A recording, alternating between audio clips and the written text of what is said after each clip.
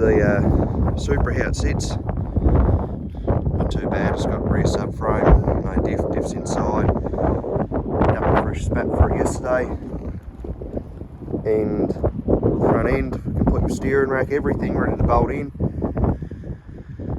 Had to replace the windscreen, which is in there temporarily, so we can remove it easily in the future for a cage.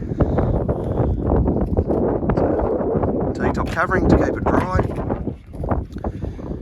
Interior is fairly stripped, most of the important stuff's there. Dash is actually not cracked, it's in pretty good nick considering. Sort of working out, chipping off a bit of the sound deadener, keep it back, make sure no moisture stays in it. A little bit of surface rust in places, but it's pretty solid. Frame I made up to hold the T-top in place.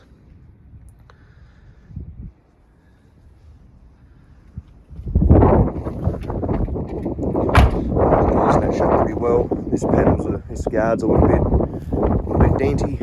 Front end's there, just need headlight covers.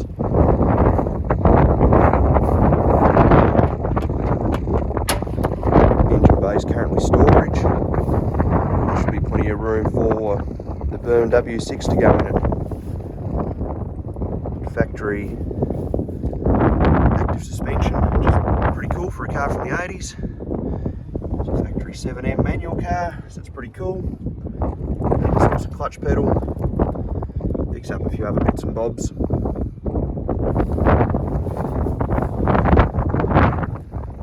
Fairly straight down this side, got some spare parts and spare guards.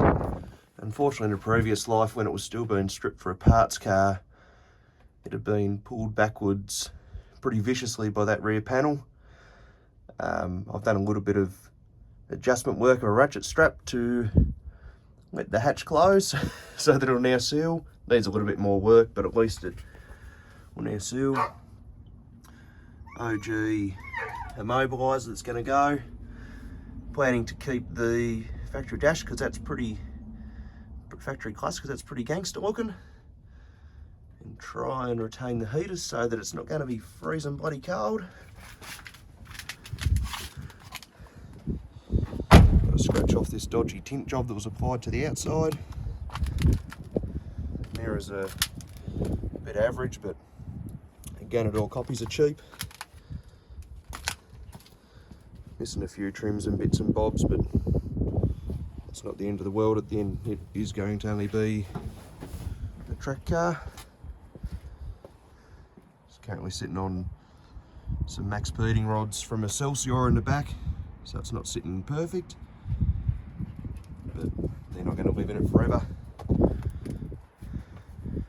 Presents pretty well considering it's been sitting in a paddock for probably 10 years or more. To go, but look at paint, and when it's all one colour it'll tidy up pretty bloody well. Rear seats were no good. They've collected a bit of moisture over the years.